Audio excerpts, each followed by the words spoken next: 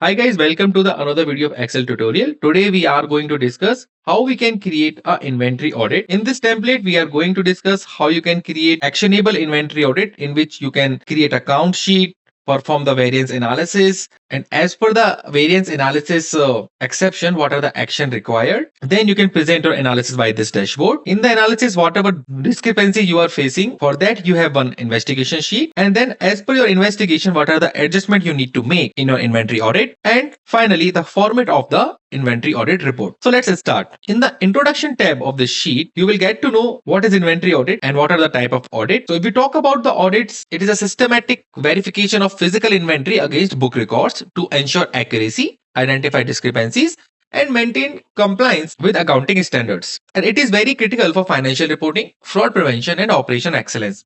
And inventory accuracy is greater than 98% is something which you should target. If we talk about types of audit, so one is a physical count where you need to count each and everything against the system. The second thing is cycle count, in which on a predefined duration, you go and check the inventory physically.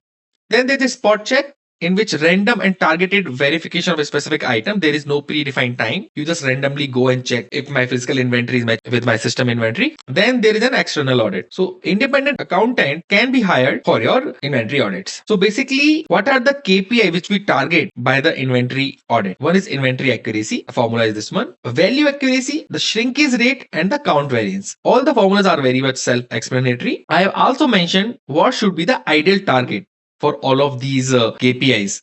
If anything is out of target, that should be considered as an exception and that attract some action need to be taken. Here is the audit process. First, you have to plan for it. Then you need to prepare. Then you do the physical count. Then after you do the reconciliation, if there's any discrepancies, you do the investigation. And as per the investigation, you do the adjustment. And then you create a audit report. These are the template silent features. Let's move to the audit setup. So in the audit setup, first you have to write down that which audit you are performing, what is the type of audit, which date it has been performed, at which warehouse location you are performing it, what's the name of the auditor, how many people are doing the audit, count method. There's a blind and visible. Blind is something when you don't know what is the system count, and visible is something you know what is the system count, and then you do the physical count.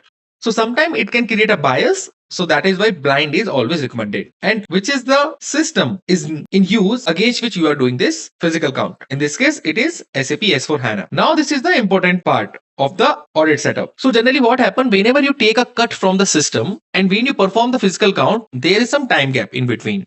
And in that time gap, there might be some mismatch in the inventory numbers. So that is why you need to provide certain tolerance. Let's say system count is 100.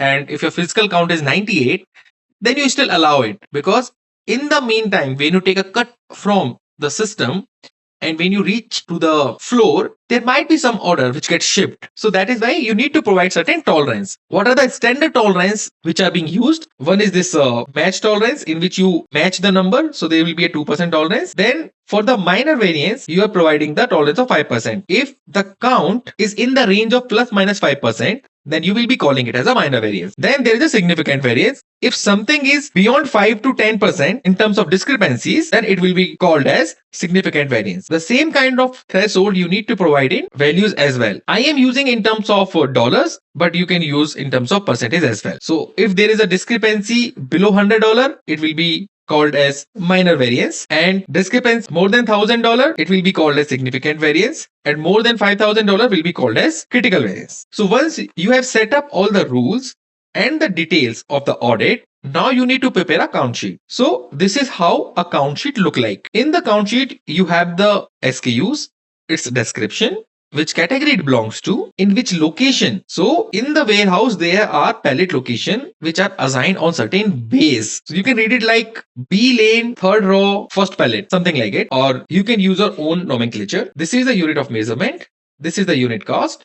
Then the system quantity is the quantity which is being shown in the ERP right now. This is the sheet which you will be carrying or taking a printout with yourself, and then you will be creating another column which is a physical quantity. So this is the column where you are going to write down your observation on the floor. There is another column of recount. I will be talking about it in the next tab, that in which condition you will be requiring recount quantity column. Then there is a column called final count. So final count is nothing. It will be reconciliation from physical and recount. If recount is happening, then it will take the recount recount 1. If recount is not happening, then you will take the physical count. Here the name of the counter and at what date this counting was made. If you want to put any notes against it, you can put it here. So once this particular sheet is filled up with the physical audit, you are going to do the variance analysis. In the variance analysis, you will be having all of the column like the earlier sheet only, and this thing you can get from the system as well. Now the final count is also coming from the earlier sheet only. The variance is just a difference between the system quantity and the final count. Same way, we are calculating the percentage. We are also calculating the system value. What is system value? It is system quantity multiplied by the unit cost. And the counted value is something which is final count multiplied by the unit cost. And this is the variance in the value. In this sheet, we are also calculating ABC analysis. So we are just checking that this particular item belongs to which category. And here we are taking the formula for anything is having 80% of the value will fall under A, and the next 15 or 5% are B and C. Likewise, so you can check that if there is a higher variance, whether it belongs to high value item or a low value item. Now there is a variance status. It is a very important field. So whatever tolerance we have set up in the audit setup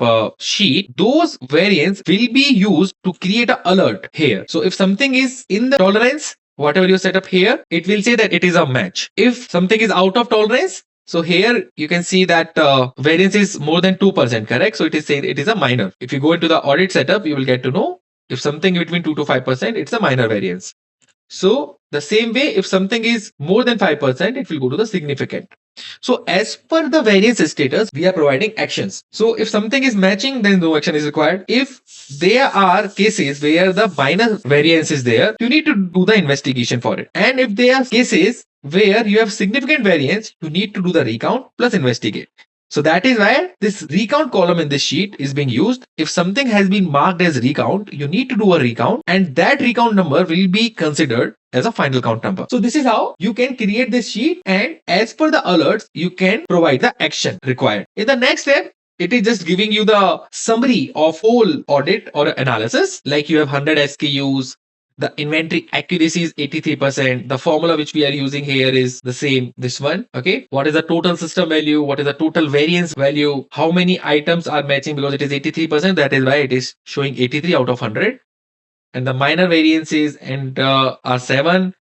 Significant variances are 10. And what is the shrinkage rate? Which is 0.42%, which is below 1%, and it is well under control. The formula are being used are like this only. So you can check and use them. Now, what happened to the cases where we have suggested certain actions? So for the investigation, you need to prepare a sheet where you have written down all the cases where investigation was suggested.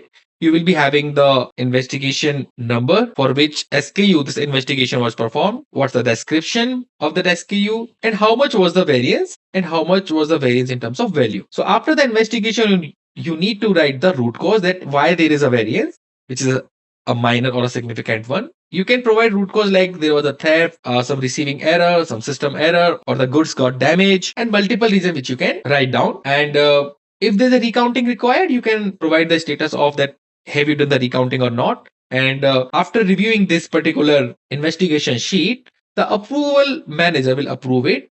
And at what date it was closed, you can track the status of them as well. So if something is open, then it is on the approval manager. He will come to the sheet and check what are the investigation which are still open, and he will talk to the concerned guy and try to close this before creating the auditing report. After the completion of investigation, you need to make adjustment in your journal. For that, you need to write down the entries in the journal, at which date they are going to be happen, which SKU it is for which you are making adjustment, description, what is the adjustment quantity, what is the unit cost, and what is the adjustment value. So unit cost is 300, adjustment quantity is 12. Maybe it got theft, so that is why you are adjusting it. Total value is 3,600. You are saying it is a reason. The reason is shrink, and against which GL account you are doing it, who is going to approve it, if the CFO is going to approve, or your warehouse manager, anyone. And have you posted it on your system or not? You can track it. After doing all of this hustle, you need to create an audit report, which is a final report from the auditor. This report talk about the details like what was the name of audit, which date it was performed, in which warehouse it was performed, and who was the auditor. How many SKU were audited, what was the inventory accuracy, total system value, total variance, and shrinkage rate. Then there is another section where you are supposed to write down your key findings. So Majorly, there are 5 key headers. One is your accuracy assessment, in which you will be talking about that accuracy was more than 98%, then we are happy with it. Or any action which you have taken, you can write down here. You also talk about the top variances, what is the shrinkage pattern. If any particular category is continuously experiencing a shrinkage pattern, then you need to call out here. What are the process gaps right now, which you might be able to highlight during the process of performing audit, and AVC cycle count, in which you will be talking about that, okay, A class item, which are high value, high revenue generating item, the accuracy gap is higher, which is a point of concern. Then you also provide some recommendation from your side that in the short term or the immediate, what action you need to take. In the short term, what action you need to take. In the medium term, what action. And in the long term, what action you need to take. In the sign off section, you need to write down the auditor name, his date. Basically, you need to take a sign from them. Who was the warehouse manager? Take a sign from him, then finance manager and the CFO, or whoever is the concerned authority in your case. So this is how you perform a good inventory audit, which is actionable and in the direction of your inventory accuracy improvement. If you want this template, I will attach the link in the description. You will get it for a very minimal price. You can suggest if any other topic you want us to cover. Till then, keep optimizing. Thanks for watching.